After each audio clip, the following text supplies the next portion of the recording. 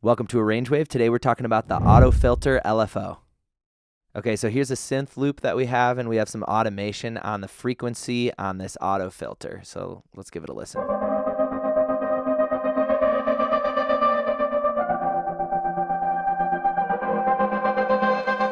Sounds pretty good, but let's make it sound better. Let's go to this LFO amount and let's crank it up a little bit. Notice that the frequency oscillates to the amount and rate that we have set. I'm just going to play around with some of these settings so you can see what it can do.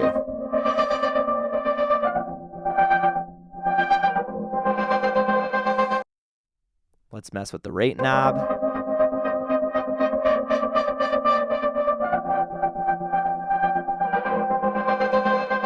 Thanks so much for watching. Let us know in the comments what we missed, what we should talk about next.